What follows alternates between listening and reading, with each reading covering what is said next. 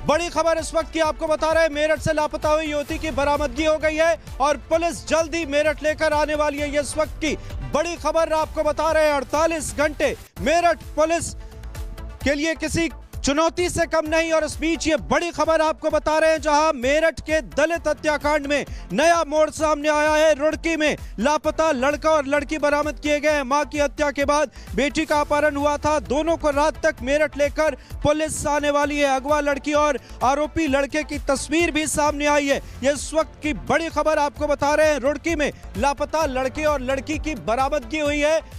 बीते 48 घंटे से लगातार प्रशासन की तरफ से कोशिश की जा रही थी और इसके बाद ये सफलता मिली है। ये इस वक्त की बड़ी खबर हम आपको बता रहे हैं। लड़के और लड़की की बरामदगी हो गई है, जहां लड़के को गिरफ्तार किया गया है और लड़की को लेकर पुलिस, लड़के और लड़की दोनों को लेकर मेरठ पुलिस जल्द ही घर आने वाली है। और इसके साथ ही अब बात करेंगे आज की उस खबर की जो सबसे खास है, जहां रिपब्लिक भारत ने मेरठ में एक दलित परिवार के लिए मुहिम चलाई और इस रिपब्लिक भारत की मुहिम का असर यह हुआ कि ढुलमुल रवैया अपनाने वाली मेरठ पुलिस को दिल्ली से लेकर हरियाणा और उत्तर प्रदेश से लेकर उत्तराखंड तक दौड़ लगानी पड़ी। दौड़ लगाने के लिए मजबूर होना पड़ा और रिपब्लिक भारत की मुहिम रंग लाई। इस मामले में लापता युवती को बरामद कर लिया गया है। आज पूरे दिन के हलचल से जुड़ी खास रिपोर्ट आपको दिखाते हैं और उसके बाद बात करेंगे मेरठ पुलिस की दादागिरी।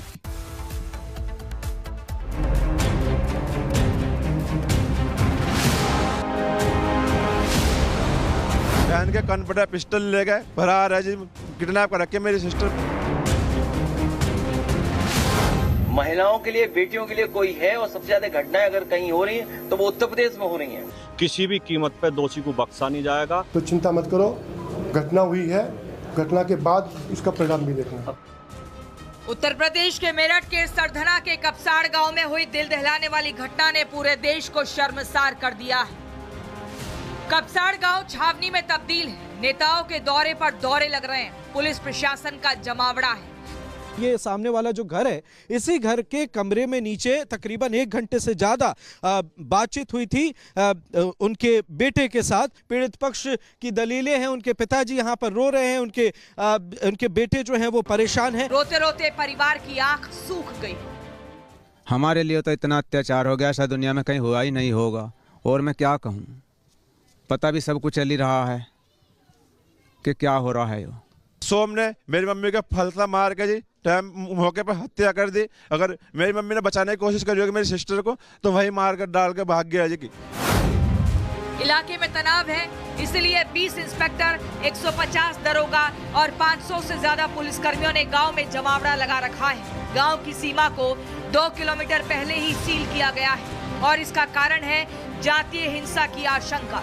मामले में सियासत चरम पर है। बहुत दुखद है क्योंकि उसमें भारतीय जनता पार्टी के लोग ही शामिल हैं, इसीलिए कार्रवाई नहीं हो रही है। बहुत दुखद है कि एक बेटी के साथ ऐसी घटना हुई है। लॉ एंड ऑर्डर कैसा है वो आंकड़े बताते हैं। आज सबसे ज्यादा अनसेफ महिलाओं के लिए, बेटियों के लिए कोई है और सबसे ज्यादा घटनाएं अगर कहीं हो रही हैं तो वो उत्तर प्रदेश में हो रही हैं। अभियुक्त गिरफ्तार हुआ है और अपहर्ता बरामद हुई है।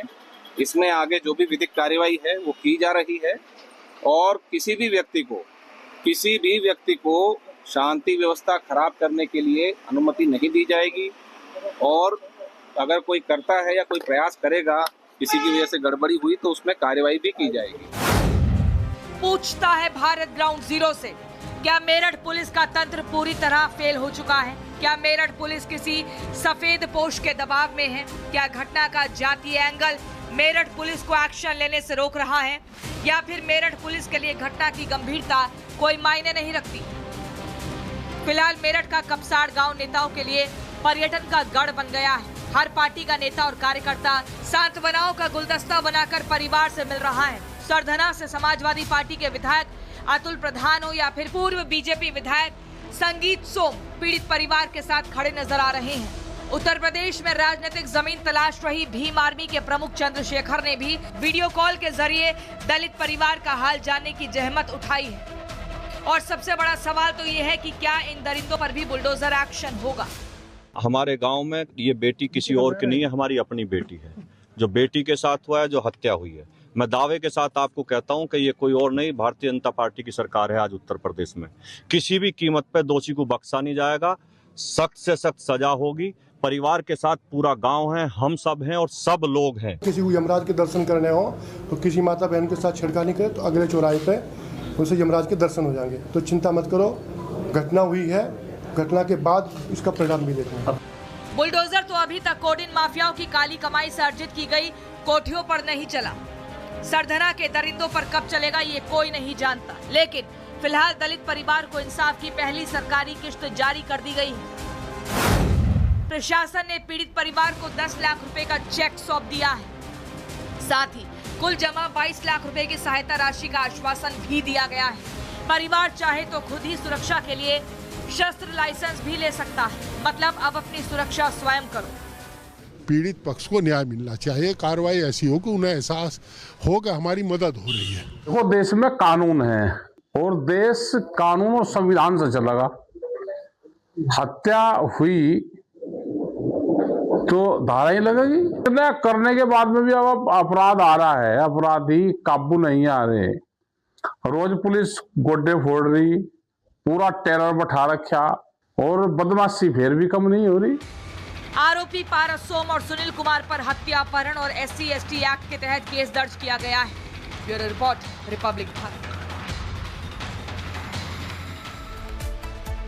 दलित परिवार पर सितम बनकर टूटने वाले दबंगों को, टूटने वाले दरिंदों को पकड़ने में मेरठ पुलिस के हाथ पांव फूल गए। लेकिन रिपब्लिक भारत लगातार यह मुहिम चलाता रहा। हम लगातार ग्राउंड जीरो पर मौजूद रहे। अभी भी हम ग्राउंड जीरो पर ही मौजूद हैं और इसका बड़ा असर भी हुआ है। लेकिन जब मेरठ पुलिस के खत्म हो चुके इकबाल को दिखाने के लिए मैं और मेरे सहयोगी अनूप सत्संगी आगे बढ़े तो मेरठ पुलिस ने हमारी आवाज दबाने की कोशिश की, हमारे कैमरे को बंद करने की कोशिश की। CO आशुतोष कुमार ने तो मेरा गला तक दबा दिया, लेकिन सच को नहीं दबा पाएंगे। मैं अभी भी ग्राउंड जीरो पर ही मौजूद हूं। देखिए खास रिपोर्ट।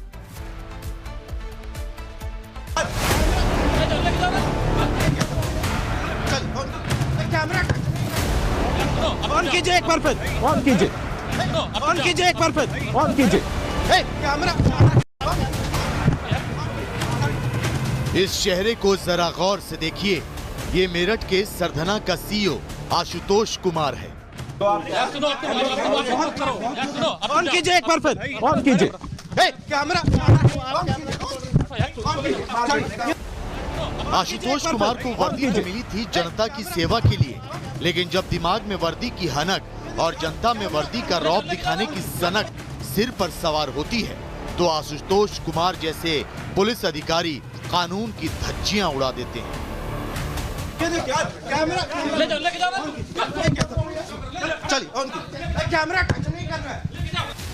रिपब्लिक भारत कानून की धज्जियां उड़ाने वाले अधिकारियों से डरता नहीं है, क्योंकि हम जनता की आवाज है। हमारे लिए जनता सर्वोपरि है। बहुत बढ़िया, चलो दिखाई। अभी शकल भी दिखाऊंगा आपको, शकल भी दिखाऊंगा। दीजिए धक्का दीजिए। ये लो आपने दिया है, आपने तोड़ा है, आपने तोड़ा है। मेरठ में दलित महिला की हत्या कर दी गई, दलित बेटी का अपहरण कर लिया गया और जब ये सवाल आर भारत ने उठाया तो सरधना के CEO आशुतोष कुमार भड़क गए। आशुतोष कुमार नहीं चाहते थे कि रिपब्लिक भारत दलित परिवार के साथ हुई जघन्य घटना को मुहिम बनाए। इसीलिए CEO आशुतोष कुमार ने ग्राउंड जीरो पर मौजूद आर भारत के जाबाज रिपोर्टर अमृत तिवारी का गला दबा लिया। पुलिस कर्मियों ने आर भारत का कैमरा तोड़ने की कोशिश की और ये सब देश की राजधानी से महज 100 किलोमीटर से भी कम दूरी पर हुआ। ऑन कीजिए एक बार फिर, ऑन कीजिए कैमरा।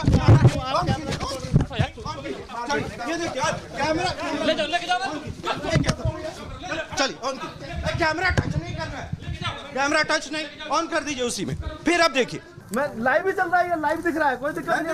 दिख रहा है ना? हाँ, बहुत बढ़िया, बहुत बढ़िया। चलो दिखाई। अभी शकल भी दिखाऊंगा आपको, शकल भी दिखाऊंगा। दीजिए धक्का दीजिए। ये लो आपने दिया है, आपने तोड़ा है, आपने तोड़ा है। इंटरेस्टेड है, ये देखो क्यों रोक रहे हैं? ये देखो इन्होंने तोड़ा है। फ्रेम काट सकते हैं, काटिए, ये दिखाइए। लाइव भी जा रहा है। बदतमीजी पर उतर आई है यहाँ की पुलिस। ये इन्होंने धक्का दिया, इनके सब लाइव गया है। पर उतर आई, काम नहीं करने दे रही, चीजों को छुपा रही है, डरा रही है, धमका रही है। हमें धमकाया जा रहा है, पीड़ित के भाई को धमकाया जा रहा है। आशुतोष कुमार ने यह हमला सिर्फ आर भारत के रिपोर्टर अमृत तिवारी पर नहीं किया, बल्कि देश के उस प्रहरी पर किया जो चौथे स्तंभ का हिस्सा है।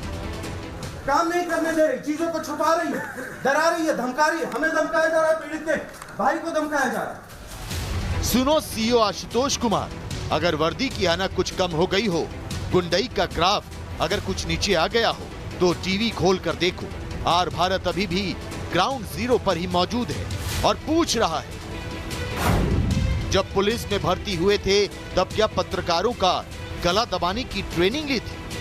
यूपी पुलिस की वर्दी पहनते वक्त ही क्या दिमाग में सच को छिपाने और दबाने का फितूर भर लिया था? क्या सरधना के दरिंदों को बचाने के लिए किसी से डील कर ली है, इसलिए रिपोर्टर अमृत तिवारी का गला दबाया? हम परेशान हो चुके हैं, हमें अपना काम करने में इतनी दिक्कत हो रही है। बार बार जैसे रिपब्लिक भारत का कैमरा बंद हो रहा है, पुलिस वाले धक्का मुक्की पर उतारू हो जा रहे हैं। ये चेहरा दिखाइए, हर एक पुलिसकर्मी का यहाँ चेहरा दिखाइए। कहाँ गए वो? जब भी हमारा कैमरा ऑन हो रहा है, पुलिस वाले धक्का मुक्की कर रहे हैं, धमकाया जा रहा है, रोका जा रहा है। सिद्धांत और कानून की किताबें कहती हैं कि पुलिस जनता की सेवक होती है, लेकिन सीओ आशुतोष कुमार ने सेवा और सुरक्षा के संकल्प को अपने बूट के नीचे कुचल दिया। संगीत जी खुद यहाँ पर आए हैं क्योंकि इसके आगे मीडिया पर्संस नहीं जा पा रहे। ये देखिए, इससे पहले हमने संगीत जी से अंदर में बात की थी। देखिए अब मीडिया कर्मियों से बात करने के लिए संगीत जी को खुद बाहर आना पड़ा और ये देखिए अब वे अंदर की तरफ जा रहे हैं। सीओ आशुतोष कुमार ने जो किया उसकी चर्चा राजनीतिक गलियारों में भी हो रही है। मांग की जा रही है कि सीओ आशुतोष कुमार पर एक्शन होना चाहिए। अगर मीडिया के लोगों को आने से रोका जा रहा है तो आप कैसे खड़े हैं सारे यहाँ? आप सब मीडिया के लोग। तो मैं यही कह रहा हूँ ना, तो यहाँ तक इजाजत दी गई, ये सामने घर है, यहाँ आप खड़े हैं तो सबको इजाजत है, तभी तो यहाँ खड़े हो। लेकिन ये धक्का मुक्की, ये रोकने की कोशिश क्यों? वो किसी ने अगर गलती करी है तो उसके खिलाफ कार्रवाई होगी, निश्चित रहेगी। पुलिस, जनता और पत्रकार का रिश्ता भरोसे पर टिका होता है, इसीलिए आशुतोष कुमार जैसे पुलिस अधिकारियों को वर्दी की हनक हैंगर पर टांग देनी चाहिए और दिमाग में सिर्फ और सिर्फ फर्ज का फितूर भर लेना चाहिए, क्योंकि रिपोर्टर का गला दबाने से पुलिसकर्मी सच को दबा नहीं पाए। Bureau report, republic Bharat.